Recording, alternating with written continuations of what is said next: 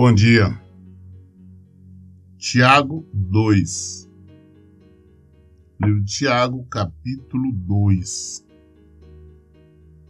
Esse Tiago aqui é um meio-irmão de Jesus, porque Tiago, ele é o filho de Maria e José. Também se converteu após Jesus ter ressuscitado. Na verdade, não somente ele, como outro seu irmão também, Judas. Caros irmãos, como crentes em nosso glorioso Senhor Jesus Cristo, não façais acepção de pessoas, tratando-as com preconceito ou parcialidade. Como crentes, nós somos crentes em Jesus, nós não podemos discriminar as pessoas.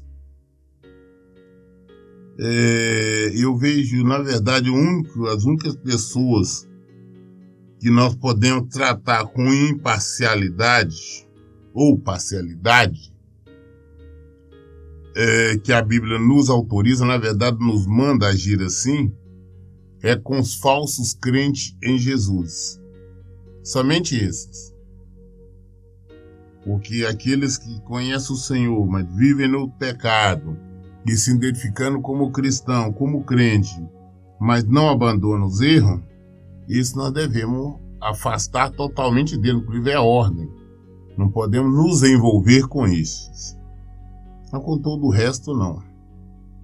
Eu vejo pessoas hoje, não gosto de falar com fulano, não gosto de ir na casa de fulano, porque ele é macumbeira, é espírita, é isso.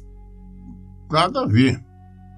Nós temos que nos relacionar com elas, ter conversas, amizade com elas, até mesmo para que elas possam, através de nós, ouvir a palavra de Deus, que elas possam nós tenhamos oportunidade de estar ensinando, pregando, falando do amor de Deus para elas. E elas venham se converter. O que nós não podemos é participar dos seus rituais. É espírita, mexe com macumba, com isso, aquilo. Nós não podemos participar dos rituais, dos trabalhos deles, claro que não. Mas devemos tratá-las, conviver com ela como outra pessoa qualquer. E aí, é o contrário, até dar exemplo. Mas eu vejo uma geração de crentes, não, fulano é espírita, macumbeira, meu Deus, tem que passar longe dele, tem medo, como se a pessoa, por causa da religião dela, pudesse fazer alguma coisa. São pessoas que não se converteram. Se você tem medo de um espírita, ou de uma macumbeira, de qualquer coisa, porque você não se converteu. Se você convertir, você sabe que mesmo se alguém tentar fazer algum trabalho contra você, não vai resultar em nada. Então, nós não podemos discriminar, não, pastor, que eu não vou ter amizade com ela porque ela é católica, porque ela é espírita, porque ela é macumbeira. Não, isso aí não. Somente devemos afastar dos falsos irmãos, dos falsos crentes. Esses aí sim, esses nos afastamos. Isso nós não queremos envolvimento. Agora, todo o restante não podemos fazer exceção, não. Versículo 2 nos fala: se por assim dizer, entrar na vossa sinagoga ou no vosso templo algum homem com anéis de ouro nos dedos, trajando roupas caras, e ao mesmo tempo entrar uma pessoa pobre, vestindo roupas velhas e sujas, e tratardes com atenção especial ao homem que trajado, e honrades, dizendo: eis aqui um lugar digno da tua pessoa, assenta, pois. Mas disserdes ao pobre: tu podes ficar ali em pé, ou assenta-te no chão, próximo à estrada onde põe os meus pés? Não fizeste discriminação preconceituosa e vos tornastes como juízes que usam critérios perversos?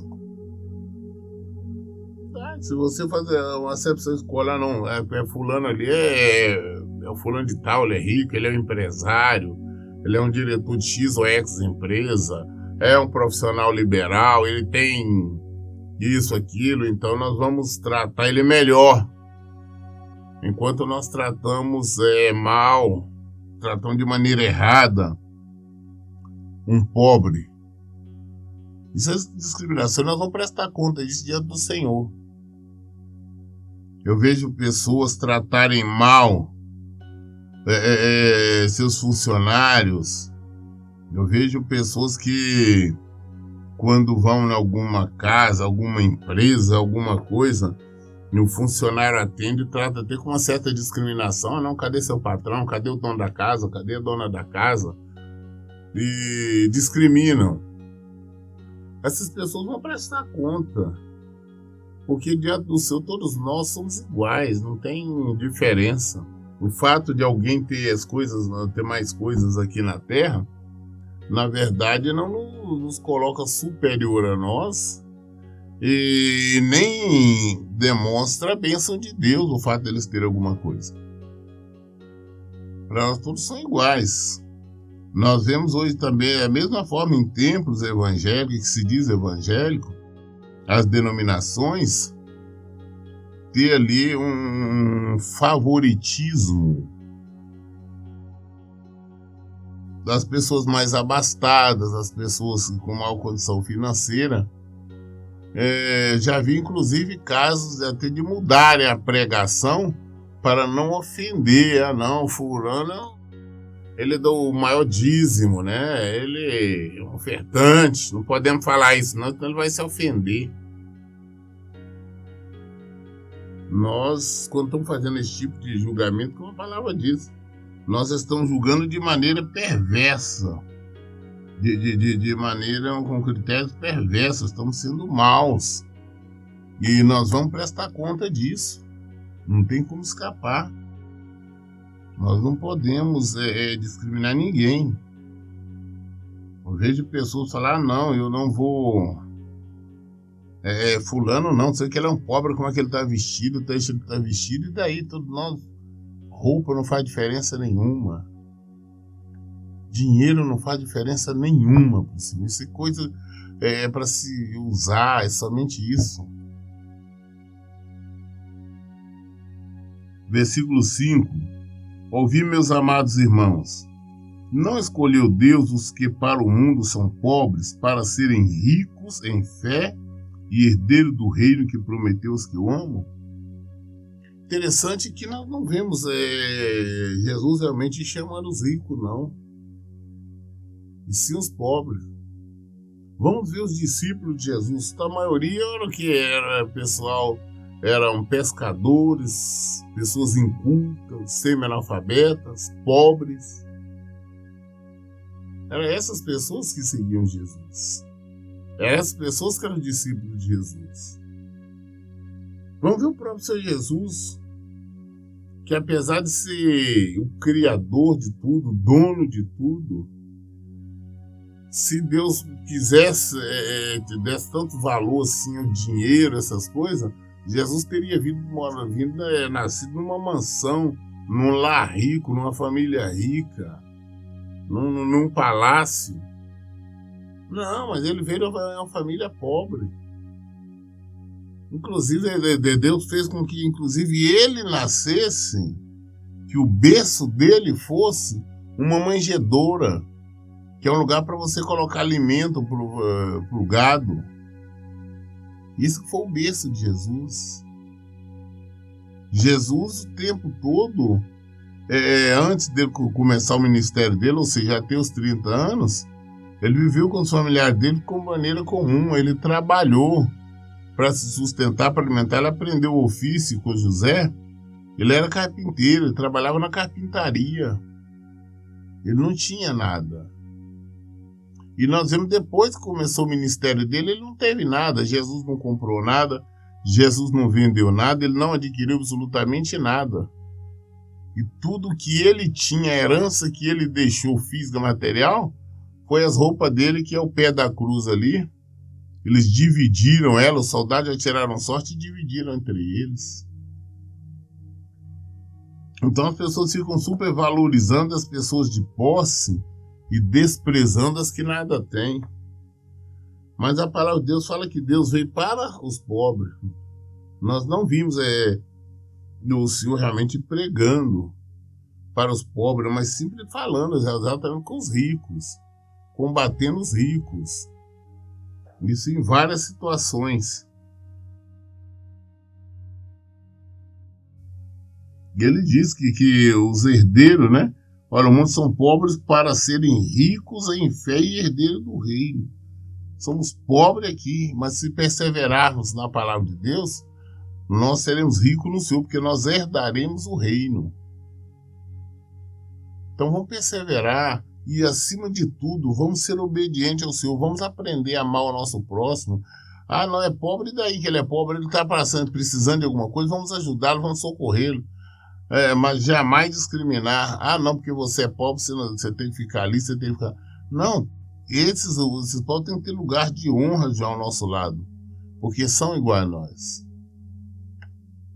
Versículo 6, contudo, vós tendes menosprezado o pobre, e não são os ricos que vos oprimem? Não são eles que vos arrastam para os tribunais? Não são os ricos que blasfemam o bom nome que sobre vós foi invocado? São os ricos que dizem que não precisam de Deus. Os ricos acham que o Deus dele é o dinheiro. Tem dinheiro, tem tudo. São eles que não querem saber do Senhor. São os ricos que criam leis para massacrar o pobre. São os ricos que criam leis desonestas, leis perversas, né? São os ricos, não são os pobres. São os ricos que roubam o Estado, a nação. São os ricos que procuram meios de destruir o pobre, porque o pobre já não tem nada, mas eles procuram um jeito de extorquir mais. Criam leis insanas para que o pobre pague mais impostos. E por aí vai. São os ricos que assim procedem, não são pobres. Nós devemos valorizar o ser humano pelo que ele é, não pelo que ele tem. Se tem carro, casas, fazenda, ou se não tem nada, para nós é a mesma coisa. Nós temos que tratar de igual. Se algum rico quer ser tratado de maneira diferente, de maneira privilegiada, que seja com outro, não com nós, não na nossa casa, não na nossa igreja, não próximo a nós. Onde nós estivermos, todos são iguais, porque diante do Senhor todos são iguais. Então devemos tratar todos iguais. Versículo 8 diz: se vós, entretanto, observais a lei do reino, como está registrada na Escritura, e que ordena: amarás o teu próximo como a ti mesmo, então estareis agindo corretamente. Se todavia tratais pessoas com parcialidade, estareis incorrendo em pecado e sereis condenados pela lei como transgressores. Se nós que observamos a palavra de Deus, a lei de Deus, se nós praticar aquilo que Jesus disse, é o segundo mau mandamento: amar o próximo como a ti mesmo. Se nós estivermos amando como a nós mesmos, estamos fazendo o que é correto. Mas se nós não estivermos fazendo isto, nós vamos prestar conta a Deus. Porque se nós estivermos dando preferência às pessoas abastadas e rejeitando os pobres, nós não estamos praticando o mandamento do Senhor, que é amar o próximo como a nós mesmos. E não ter que prestar conta. É simples e direto. Somente isto. Eu vejo as pessoas maltratarem, discriminarem realmente de forma maldosa pessoas que nada têm. Nós vemos isso nos hospitais, nos postos de saúde, nós vemos isso nos órgãos públicos, nós vemos isso de uma maneira geral em toda parte, no trânsito. nas empresas. Nós vemos pessoas arrogantes, mulheres arrogantes, tratar a sua secretária, né, suas domésticas, como se fosse um ser inferior, tá? Coisas absurdas. E depois tem coragem de falar que são cristãs. Não, claro que não conhece Jesus, não conhece o Senhor. E essas pessoas vão prestar conta de tudo isso que estão fazendo. O tratamento está sendo dispensado a uma pessoa que não é rica, não tem as mesmas condições que ela. Versículo 10. Porquanto quem obedece a toda a lei, mas tropeça em apenas uma das suas ordenanças, torna-se culpado de quebrá-la integralmente. Pois aquele que proclamou não adulterarás, também ordenou não matarás. Ora, se não adultera, porém comete um assassinato, te tornaste da mesma forma transgressor da lei. Nós temos que obedecer ao Senhor em tudo. Não é pelo fato, porque eu vou à igreja, ao templo, eu dizimo, eu oferto, eu canto, eu leio a Bíblia. Mas o fato de eu fazer isso não quer dizer que seja salvo, eu tenho que obedecer em tudo.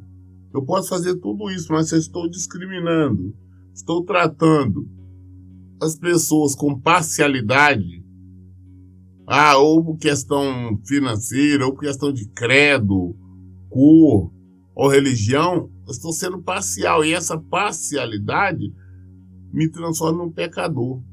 E como pecador, eu não tenho direito à herança do Senhor, eu não tenho direito ao reino de Deus. Nós temos que obedecer ao Senhor, não é só neste ou naquele preceito, mas em todo ele. Eu, por exemplo, eu posso falar, eu não adultero, mas eu minto. Então eu sou pecador da mesma forma, não vou herdar o reino do céu. Eu não adultero e nem minto, mas eu guardo ódio, eu tenho ódio de determinadas pessoas. Exatamente, eu vou perder minha salvação. Ou seja, é isso que ele está dando exemplo. Se Deus falar, não adultera, mas também você não adultera, mas você mata. Então você vai preso, segundo a lei de Deus, né? Você vai para o inferno. Essa que é a realidade. Então não tem porque eu pratico isso e aquilo ali, Deus vai relevar. O Senhor não releva nada, não. É tudo. É isso que nós temos que entender. Versículo 12 fala, falai e procedei com todos como quem haverá de ser julgado pela lei da liberdade, pois será exercido um juízo sem misericórdia sobre quem também não usou de compaixão. A graça triunfa sobre o juízo. Então, nós enfrentaremos o juízo, enfrentaremos o Senhor, enfrentaremos um julgamento, todos nós seremos julgados. Jesus vai nos julgar e ele que vai nos separar, esquerda ou direita. Eu posso ter sido um crente, mas eu não tinha compaixão, eu não amava o próximo como a mim mesmo. Eu discriminava pessoas, eu discriminava o pobre, eu discriminava o doente, eu discriminava qualquer coisa, qualquer pessoa. Então, com certeza, eu vou prestar conta. Com certeza, eu vou ter que me explicar diante do Senhor. E por esse motivo, eu vou ser lançado no inferno, porque eu não agi em conformidade com o Evangelho. Então não adianta nós tentarmos, eu tenho dito, o Evangelho não é um self-service, que você escolhe o que você quer ou o que você não quer, mas é tudo. Versículo 14. De que adianta, meus caros irmãos, alguém proclamar a sua fé se não tem obras? Acaso a fé pode salvá-lo? Não. Não, eu tenho fé, mas daí, o que você faz com a sua fé? Nada. Essa fé não vai te salvar. A fé, nós temos que ter obras. Abraão teve fé, ele demonstrou a fé dele quando Deus mandou ele sair da terra dele. Abraão teve fé, quando Deus mandou, falou, traz seu Isaac aqui e vai para sacrificar, ele teve. Ele levou. Isso é obras. Tudo é obras. Aí quando eu falo, até as pessoas estão lutando pela restauração do casamento, não, pastor, tem fé que o casamento vai ser restaurado. E qual que é a sua obra? Sua obra é você abrir mão, você deixar. Deixar a pessoa ali, deixar ela realmente nas mãos do Senhor. Mas é difícil. Isso é obra. A fé sem obra nada vale. Nós temos que entender que a fé, ela tem que estar acompanhada de obra. Se não tiver, ela não vale nada. Versículo 15. Se um irmão ou uma irmã estiverem necessitados de roupa e passando privação do alimento de cada dia, e qualquer dentre vós lhe disserdes, ide em paz, aquecei-vos e comei até satisfazer-vos, porém sem lhe dar alguma ajuda concreta, o que adianta isto? Não, porque tem um irmão que está passando por dificuldade, como eu vejo muito isso nos nossos dias, a hipocrisia. As pessoas, não, irmão, eu vou orar para que Deus abençoe, para que você consiga um trabalho, para que você consiga comprar comida, para que você consiga roupa, para que você consiga remédio, esse tipo de coisa. Mas não dá, não faz nada. Isso não é fé, não.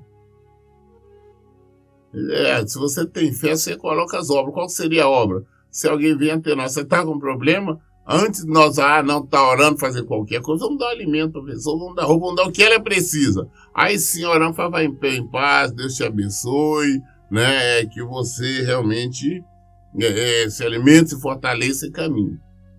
Nós temos que ajudar. O fato de falar, usar o nome de Deus, usar o nome do seu irmão. Quando nós chegamos, as pessoas vêm até nós, como já vi isso acontecer em igrejas, as pessoas vêm expor a situação de miséria que estão vivendo, a dirigente, a pastores, e eles falam, não, vou fazer uma oração, Deus vai abençoar. Não, não é hora da oração, não é hora de você abençoar. Nós temos que abençoar, nós temos que ajudar, nós temos que socorrer. Aí nós estamos colocando a fé em ação. Vamos socorrer, mas também depois então vamos orar. Mas primeiro vamos alimentar quem precisa, vamos matar a fome de quem tem, quem está passando por fome, matar a sede, é isso que é necessário. Depois então oramos. Se nós falarmos que somos cristãos, aí como infelizmente existe muito isso. Eu sou crente, eu sou cristão, mas quando as pessoas vêm até eles pedir alguma coisa, as pessoas não dão e sempre tem uma justificativa. Não, porque ele vai gastar à toa. É porque ele vai usar ele desta ou daquela maneira.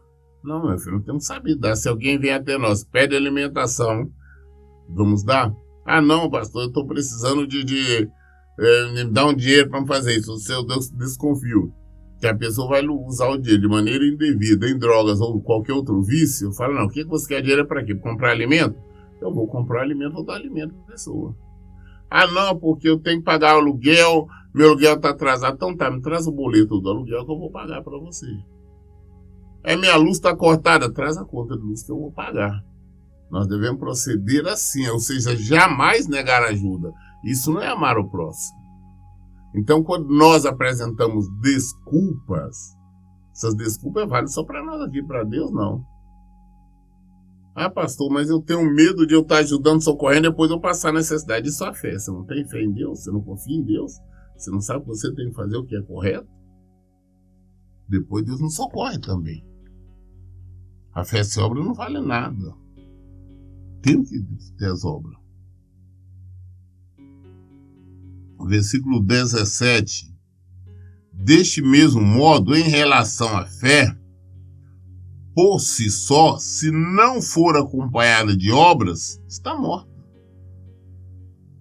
Entretanto, alguém poderá afirmar, tu tens fé, eu tenho as obras. Mostra-me tua fé sem obras, e eu te mostrarei minha fé mediante as obras que realizo. Você fala, não, tem fé? Tem, eu tenho fé. Então tá, você mostra a sua fé, né? Apresenta a sua fé para mim, sem obra, deixa eu ver isso. Porque eu vou mostrar a você a fé pelas obras. Pelo seu proceder, pelo que você está fazendo, que nós sabemos se você tem fé ou não. Então, sempre quando eu brigo até com as pessoas, falar não, que é questão do casamento, que teimam em estar metendo a mão, que teimam em estar querendo fazer alguma coisa por elas mesmas, fala, você não tem fé. Porque no caso, a obra em si, agora é nós entregarmos realmente a mão do Senhor e lutarmos contra nós mesmos e nos afastar. Isso aí é obra. Obra é você confiar no Senhor e fazer aquilo que Ele diz para fazer. Ah, pastor, mas é difícil, pode complicar assim, assado? Não. Nós apresentamos nossas obras e por ela nós demonstramos a nossa fé. Viver o Evangelho é aplicar a fé. Sem obra nós não vamos conseguir nada, não.